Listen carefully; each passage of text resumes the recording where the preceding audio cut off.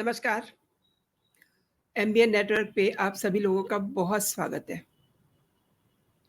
आपने अक्सर सुना होगा कि गुरु से चेला जो है बहुत सारे अ, टैक्टिस सीखता है।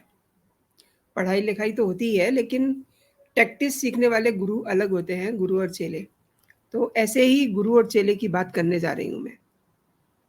और आपको ऐसी राज की बात बताने जा रही हूँ जो बहुत कम लोगों को पता होगी।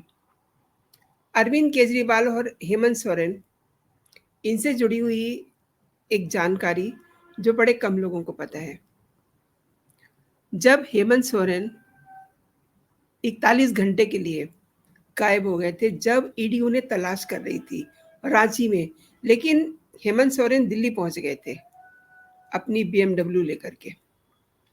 उस दौरान दिल्ली के सीएम और झारखंड के सीएम दोनों की मुलाकात होती है, यानी कि अरविंद केजरीवाल और हेमंत सोरेन की।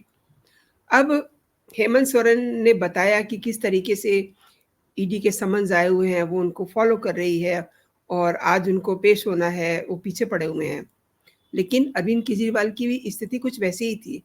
उनको भी उस समय तक 6 से 7 समन मिल चुके थे और उनकी भी गिरफ्तारी के लिए ईडी काफ़ी कोशिश कर रही थी, लेकिन ये केजरीवाल तो पेश ही नहीं हो रहे थे और हेमंत सोरेन को भी ये कह रहे थे कि आप उनके सामने मत जाइए, आप इधर-उधर हो जाइए। अब ये बात समझ कर के ही जो है हेमंत सोरेन दिल्ली आ गए, लेकिन पता चला कि ईडी दिल्ली भी पहुँच गई है, तो फिर भागे।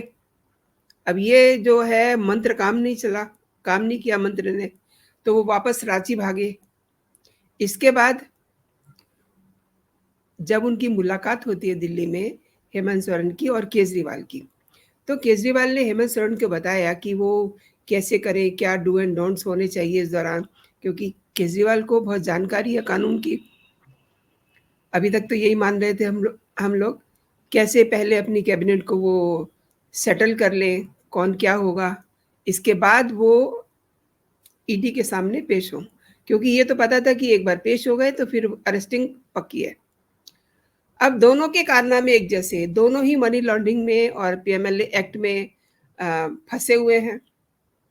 हेमंत सोरेन ने केजरीवाल के कहने पे ही अपनी बीएमडब्ल्यू दिल्ली में छोड़ दी और एक छोटी कार लेकर के वो रांची की ओर भागते हैं, क्योंकि ईडी दिल्ली पहुंच चुकी थी और बाकायदा हेमंत सोरेन के पोस्टर तक जो है छप गए थे।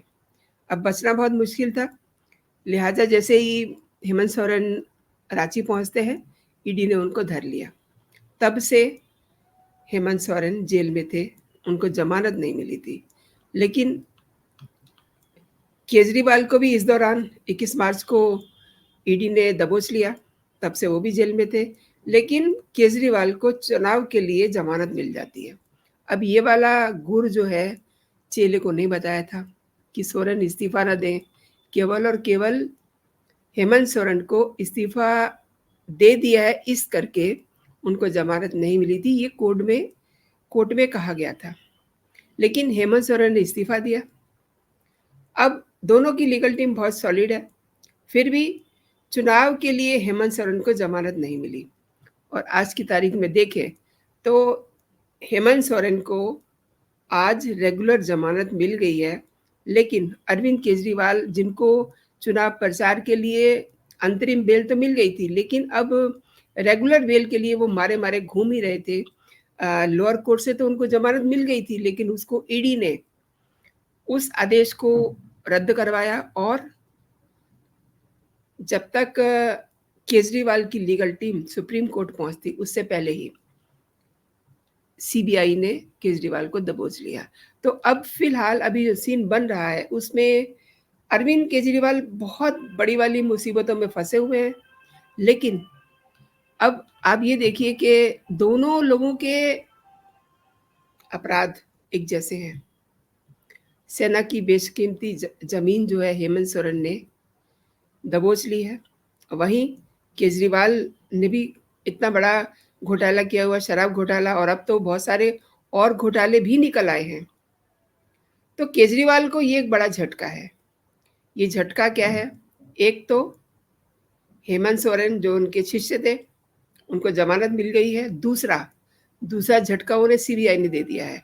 वो झटका ये है कि उनका जो सामना है, वो मनीष सिसोदिया और विजय नायर से करवाया गया। क्यों?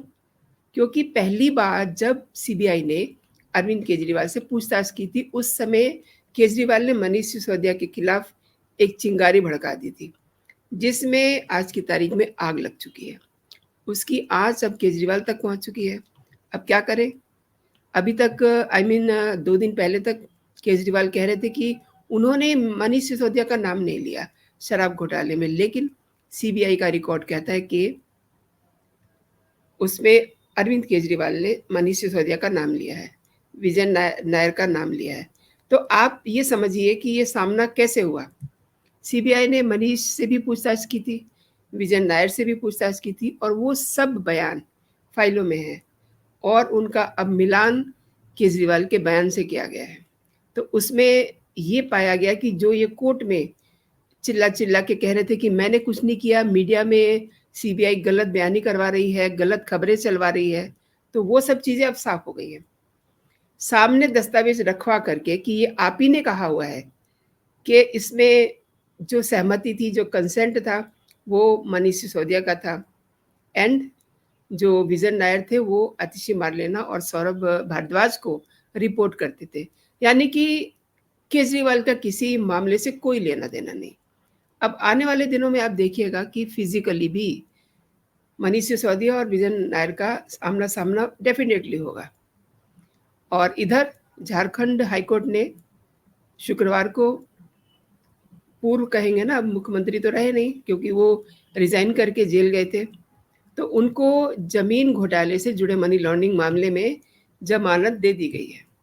अब ये अरविंद केजरीवाल के लिए बहुत बड़ा सेटबैक है, क्योंकि उन्हें तो जमानत मिले नहीं, जो उन्हें बड़ी राय दे रहे थे, लेकिन आज की तारीख में इतनी सारी मुसीबतों में भी घिरे हुए हैं। आदेश की कॉपी जेल पहुंचेगी जैसे ही, वैसे ही सोरेन को बाहर निकालने की प्रक्रिया शुरू हो जाएगी, और most probably but I think कि 29 को वो जेल से बाहर होंगे, कि जेल से बाहर आने के लिए भी काफ़ी समय लगता है, लंबा चौड़ा प्रोसीजर होता है उसका।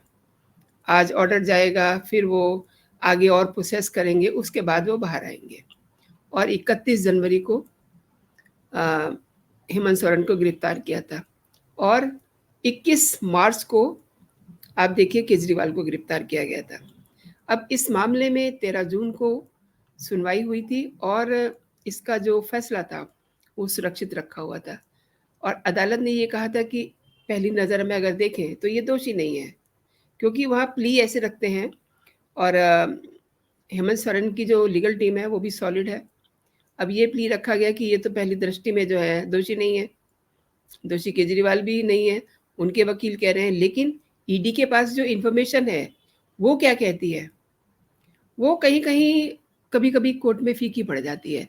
अब हेमंत सोरेन के वरिष्ठ वकील जो हैं अरुणाब चौधरी, उन्होंने कहा कि झारखंड मुक्ति मोर्चा के जो ये सोरेन है, इनको जमानत दी जानी चाहिए।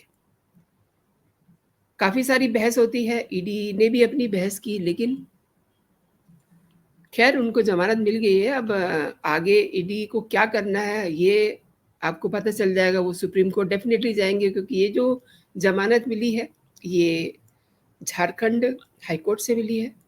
ईडी ने बाकायदा इसका विरोध भी किया था, और 13 जून को ईडी की ओर से जो वकील हैं S V Raju, the same solicitor general S V Raju, जो केजरीवाल का भी केस देख रहे हैं, कि हेमंत सोरेन को जमानत नहीं दी जानी चाहिए। ये प्रभावशाली व्यक्ति है, सीएम रह चुके हैं, अगर इनको जमानत दी जाती है तो ये जो अपनी मशीनरी है, अपना जो प्रभाव है, उसको इस्तेमाल करके जांच को प्रभावित कर सकते हैं। तो हेमंत सोरेन के वकील ने कोर्ट को ये बताया कि जिस ज़मीन को लेकर के सारा केस चल रहा है, वो ज़मीन तो उनसे कुछ लेना देना ही नहीं है, जबकि फैक्ट ये है कि वो ज़मीन सेना की है, बेशकीमती ज़मीन है, जिसे ये बता रहे हैं कि उससे हेमंत सोरेन का कोई लेना देना नहीं है। देखिए, ये वकील लोग भी क्या-क्या कहानियाँ गढ़ते हैं, और इसमें जो मेन बात है वो ये है कि ईडी ने अदालत में ये तर्क दिया था कि हेमंत सोरेन ने अवैध तरीके से करीब-करीब 8.86 एकड़ ज़मीन पर कब्ज़ा किया है और ये पीएमएलए एक्ट में मनी लॉन्ड्रिंग है। और एसपी राजू ने ये कहा था कि जिस ज़मीन को लेकर के जानकारी नहीं होने की ये बात कह रहे हैं, वो दरअसल ज़मीन जो है हेमंत सोरेन के ही नाम से है। अब एक और बात है, अब जल्दी ही सुनेंगे कि ये पूरा मामला जो है 1 या 2 दिन में, ज़्यादा से ज़्यादा सोमवार तक ये मामला सुप्रीम कोर्ट में आपको दिखाई देगा, क्योंकि ईडी ने जिस तरीके से अरविंद केजरीवाल के केस को छोड़ा नहीं, वो लगे रहे उस केस में। अगर निचली अदालत से अरविंद केजरीवाल को ज़मानत मिल गई थी, the very next day ED ने दिल्ली हाई कोर्ट का रुख किया और उस आदेश को रुकवाया। अब बहुत सारे उसमें किस्से कहानियाँ जुड़ रहे थे कि इन्होंने ये किया, ईडी ने ये करा, वो करा और कोर्ट ने भी अगर उसको रोकना था तो उसी समय फैसला दे देते, ये कहा जा रहा था। मतलब इतनी जल्दबाजी थी। जल्दबाजी का मैं आपको बता चुकी हूँ कि केजरीवाल को जल्दबाजी क्यों थी? क्योंकि सीबीआई दोबारा से पूछताछ करना शुरू कर चुकी थी। ये बात बाहर तो किसी को पता नहीं थी। सीबीआई डेली जो है जेल जा रही थी और वहाँ पूछताछ कर रही थी। एंड जिस दिन ये केस सुप्रीम कोर्ट में जाना था, उसी दिन रात को ईडी ने तो अपना काम निपटा लिया था, लेकिन सीबीआई ने शिकंजा केजरीवाल पे कस दिया था। अब दोस्तों आने वाले दिनों में ये जो गुरु और चेला हैं, चेला तो बाहर आ गया और गुरु अभी भी जेल में है, तो ये देखना बड़ा दिलचस्प होगा कि अब हेमंत सोरेन के मामले में ईडी आगे क्या करती है, क्योंकि इतना तो पक्का है कि ये मैटर पूरा जो है ये जो झारखंड हाईकोर्ट का आदेश है, इसको ईडी चैलेंज ज़रूर करेगी, क्योंकि ईडी कह चुकी है कि ये रसूखदार व्यक्ति हैं, ये अपने रसूख का इस्तेमाल करके जाँच को प्रभावित करेंगे। अब ये एक इनका पेट डायलॉग है कि इनका आपराधिक इतिहास नहीं है, इसलिए ये कुछ नहीं करेंगे। अब मैं आपको याद दिला दूँ कि आपराधिक इतिहास केजरीवाल का भी नहीं है, लेकिन केजरीवाल की नज़रों के सामने स्वाति मालीवाल के साथ मारपीट की गई, तो ये अपराध नहीं है क्या? अगर अपराध नहीं है, तो फिर आज की तारीख में विभव कुमार जेल में क्यों हैं? इस ओर भी गौर किया जा रहा है। और सबसे इंटरेस्टिंग ये है कि इस समय वो सब दस्तावेज़ का मिलान हो चुका है, जो अरविंद केजरीवाल ने सीबीआई को अपने बयान दिए थे, जो मनीष सिसोदिया ने, जो विजन नायर ने बयान दिए थे, रैदर जो के कविता ने भी अपने बयान दिए थे, सब इस समय सीबीआई की टेबल पर हैं। अरविंद केजरीवाल वहाँ हैं और उनसे पूछा जा रहा है कि अब आप बताइए कि आप क्या कहते हैं? और हो सकता है कि जल्दी ही फिज़िकली भी मनीष सिसोदिया को उनके सामने बिठाया जाए और उनसे पूछताछ की जाए कि अब आप बताइए कौन सच बोल रहा है, कौन झूठ बोल रहा है। तो दोस्तों आप लोग जो भी मेरे साथ इस लाइव में जुड़े हुए हैं, आप सबसे गुजारिश है, निवेदन है, आग्रह है कि मेरे कंटेंट अगर आपको अच्छे लग रहे हैं तो आप इन्हें शेयर कीजिए, लाइक कीजिए एंड इस पे अपना कमेंट ज़रूर कीजिए कि ये सब जो कुछ चल रहा है, क्या है, किस तरीके से रसूखदार व्यक्ति को अगर ज़मानत मिल जाती है तो क्या वो अपने सबूतों के साथ छेड़छाड़ नहीं कर सकता? अरविंद केजरीवाल तो अभी नहीं छोड़े गए हैं। ईडी ने यही लॉजिक दी थी। और ये जो ज़मानत मिली है हेमंत सोरेन को, ये कितने दिन तक आगे और रहेगी? इसका क्या सीन बनेगा? ये सब चीज़ें देखनी बहुत ज़रूरी है, लेकिन एंड ऑफ दिस शो मैं ये ज़रूर आपको बताना चाहूँगी कि अरविंद केजरीवाल, उनकी मुसीबतें हेमंत सोरेन से बहुत ज़्यादा हैं, बहुत अलग भी हैं, क्योंकि वो अभी तक सीबीआई के शिकंजे में, इससे पहले ईडी के शिकंजे में थे। उनको सुप्रीम कोर्ट से उनकी बेल, जो रेगुलर बेल है, वो मिल जाती अगर उन पे सीबीआई झपट्टा नहीं मारती तो। तो ये देखना बड़ा दिलचस्प होगा आने वाले दिनों में कि अब होता क्या है। तो दोस्तों अभी के लिए इतना ही। आप अपना और अपनों का ख़्याल रखिए, खुश रहिए, स्वस्थ रहिए। जय हिंद, जय भारत।